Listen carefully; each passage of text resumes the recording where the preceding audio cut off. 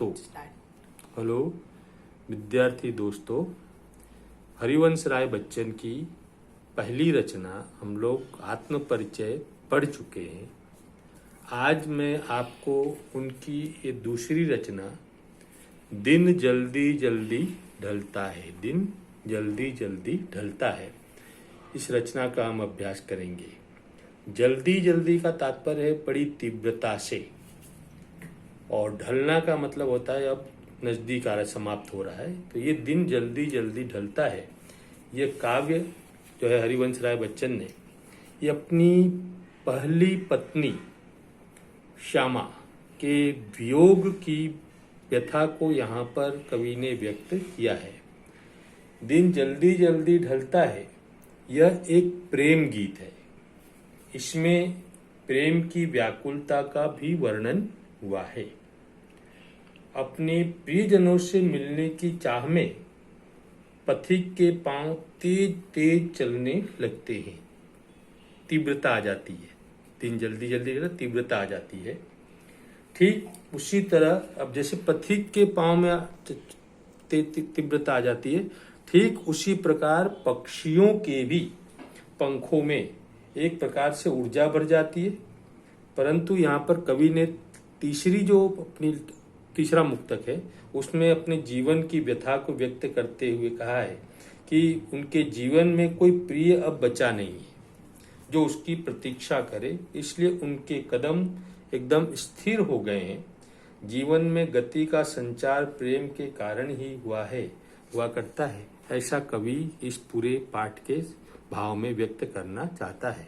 अब मैं आपको जो है काव्य का भावार्थ समझाने का प्रयास कर रहा हूँ, ध्यान से आप लोग सुनेंगे।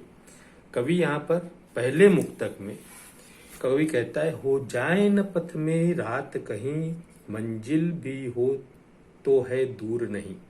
कवि को एक प्रकार कवि कहता है कि कोई एक पथिक है, स्वयं की बात नहीं। यहाँ पर कवि ने किसी पथिक का उदाहरण लेकर के एक आम इंसान, आम व्यक्ति जिसके जीवन में पूरा जो है प्रेम भरा हुआ है, उसके जीवन में कोई उसका इंतजार करने वाला है, घर पर कोई प्रतीक्षा कर रहा है, चाहे माँ हो, पत्नी हो, पुत्र हो, कोई भी उसके घर पर इंतजार कर रहा होगा।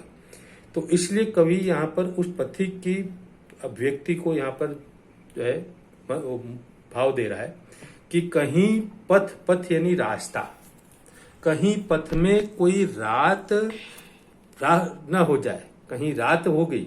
रात हो जाना तात्पर्य कि समय जल्दी जल्दी बीत जाना। आपको पता होगा कि अगर मान लो कि हमारा कोई घर पर इंतजार कर रहा है, अगर लक्ष्य हमारा एकदम नजदीक है और तब हमारा समय बहुत तेजी से व्यतीत होता है, वही अगर लक्ष्य बहुत दूर है, कोई अपना चाहने वाला नहीं हो, तो वो लगता है कि समय बहुत धीरे धीरे बीत रहा है। तो इसी चीज को यहाँ पर व्यक्त किया गया है कि एक पथिक है जो राह में जा रहा है और उसको डर है कि कहीं रात ना हो जाए।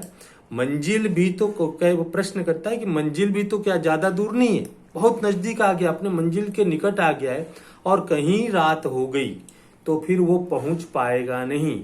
इसलिए उसके पैरों में एक प्रकार से जो है तीव्रता, जल्दी जल्दी का तात्पर्य तीव्रता आ जाना।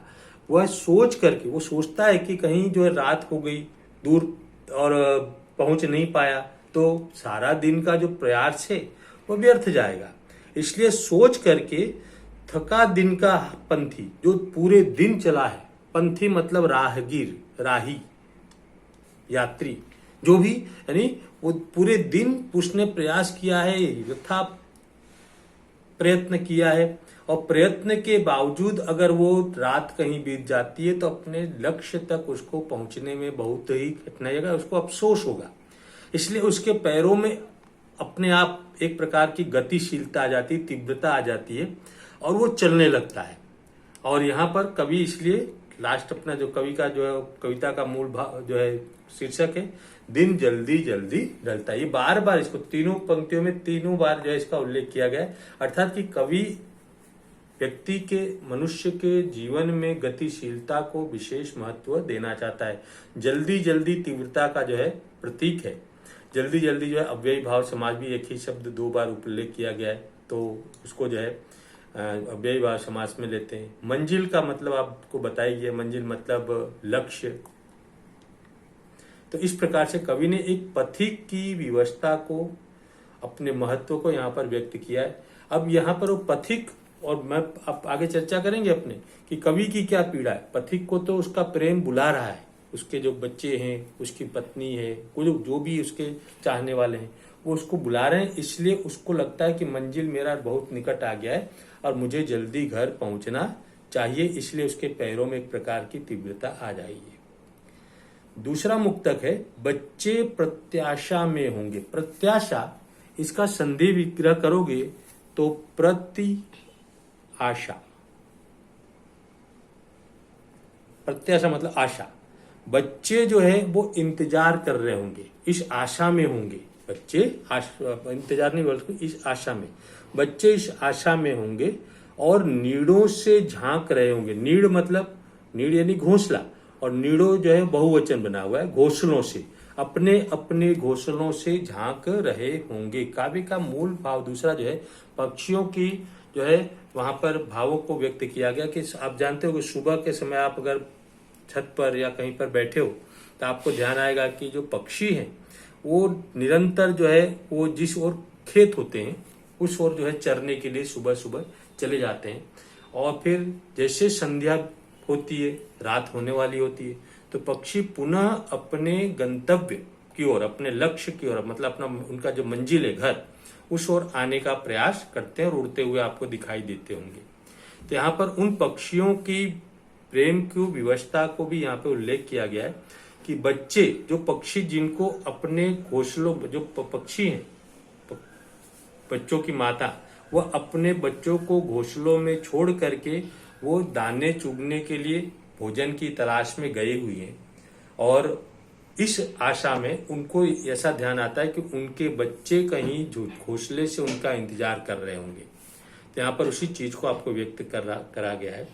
बच्चे इस आशा में होंगे और अपने घोंसलों से झांक रहे होंगे, देख रहे होंगे अपनी माँ के कि अब समय हो गया, माता आएगी, हमको जो है अपना जो है आहार हमको उपलब्ध करवाएगी। ये उनकी जो है आशा है। और ये ध्यान, जब ऐसा ध्यान जब उनके पक्षियों को जब ध्यान में आता है तो उनके परों में, पर मतलब पंख, जब ऐसा ध्यान जैसे ही आता है कि भाई बच्चे अब इंतजार करेंगे, बहुत देर हो गई, अब उनको पहुंचना चाहिए, उनको भी भूख लगी होगी, तो इसलिए चिड़िया जो है वो अपने जैसे ध्यान आता है अपने बच्चों का, तो उसके पंखों में एक प्रकार से जो है चंचलता भर जाती। चंचलता मतलब तीव्रता, एक गतिशील गति बन जाती है और वह बहुत तेजी से उड़ते हुए, पहले तो मान लो कि उड़ते ही हैं, लेकिन जैसे जैसे दिन ढलता है, रात होने की नजदीक आता है, तो उसको लगता है कि कहीं देर हो गई,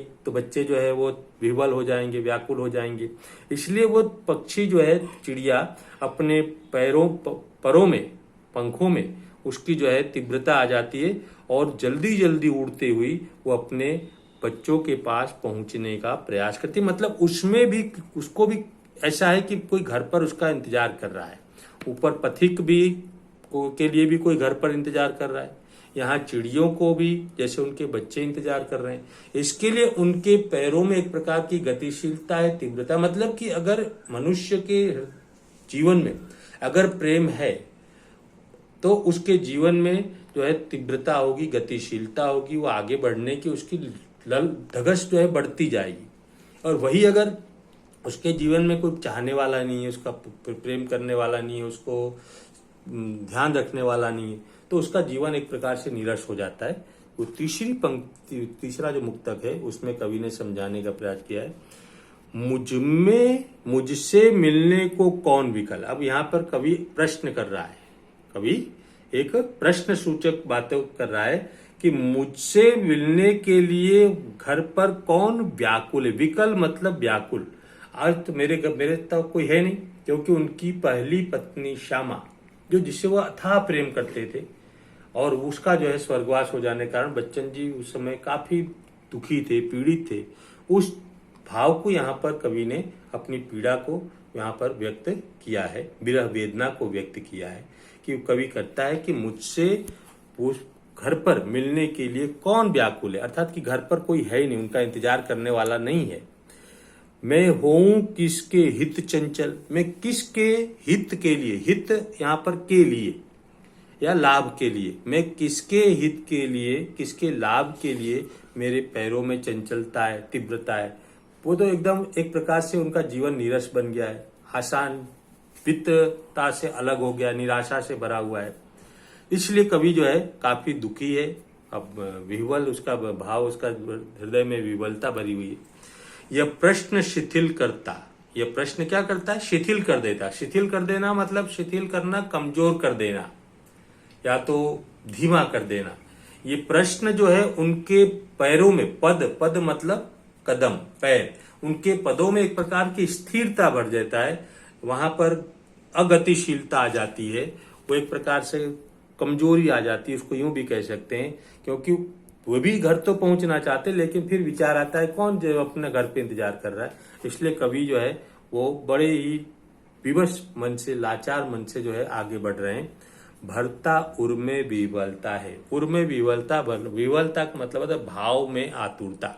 यही उनके भाव में एक प्रकार का जो है हृदय में आतुरता भर जाती है कि कौन घर पे इंतजार कर रहा है, क्या इतना जो उतावल करना है, आराम से चलते हैं। इस प्रकार से कवि के हृदय में एक प्रकार की दुख है, पीड़ा है, अभी उसको व्यक्त उन्होंने किया है। कवि लास्ट में कहता है दिन जल्दी, दिन तो उन पक्षियों के लिए भी, मुसाफिर के लिए भी दिन जल्दी जल्दी ढलता है, लेकिन उसको फिक्र है कि अगर लेट हो जाए, देर हो जाएगी तो फिर जो है वो अपने लक्ष्य तक नहीं पहुंच पाएगा। पक्षियों को भी एक पीड़ा है, दिन जल्दी जल्दी ढलता है तो सोचता है कि पक्षी सोचते हैं, चिड़िया सोचती है कि अगर देर हो गई तो बच्चे जो है वो तरस जाएंगे, भूखे और रह जाएंगे, उसको इस बात की चिंता है। लेकिन कवि को इस बात की चिंता नहीं है कि उसका घर पर इंतजार करते। यहाँ पर भी दिन तो सबके लिए समान है, समय किसी का इंतजार नहीं करता। दिन जो समय पर उगता है उससे समय पर ढलता है। लेकिन कभी यहाँ पर उस चीज को व्यक्त करना चाहता है कि जब हमारा मन अगर चंचल है, कुछ मन हमारा लगा हुआ है, प्रेम में लगा हुआ है या किसी भी अभ्यास में, जैसे हम कोई चीज का अभ्यास करते हैं तो अगर उसका अभ्यास में अगर दिल लगता है तो ऐसा लगता है कि समय यार बहुत जल्दी पूरा हो गया। लेकिन वही अगर जिसमें हमारा समय पढ़ने का मन ना हो तो ऐसा लगता है ये बहुत बोरिंग है, बहुत ही जो है विकट बात है, उसमें पढ़ने का जो है समय बीतता नहीं है, बोरिंग का उब ज्यादा आने लगती है। तो कवि के जीवन में इस प्रकार की बोरियत उबता वह उस कारण है क्योंकि उनके घर पर उनका इंतजार करने वाला कोई नहीं है। इस प्रकार से कवि ने जो है अपने प्रेम की अभिव्यंजना को कवि ने यहाँ पर व्यक्त किया कि कोई जब इंतजार कर प्रेम करने वाला है तो फिर उसके हृदय में, उसके पैरों में, उसके जीवन में एक प्रकार की चंचलता रहती है। अगर वही कवि, वही उसी व्यक्ति के जीवन में प्रेम नहीं है, कोई चाहने वाला नहीं है, तो स्वाभाविक है उसका जीवन नीरस बन जाता है, व्याकुल हो जाता है, वो जो है एकदम हताशा में जीने लगता है कवि का, और विरह की वेदना में वो विकल हो जाता है। धन्यवाद। इसको ध्यान से आप पढ़िएगा।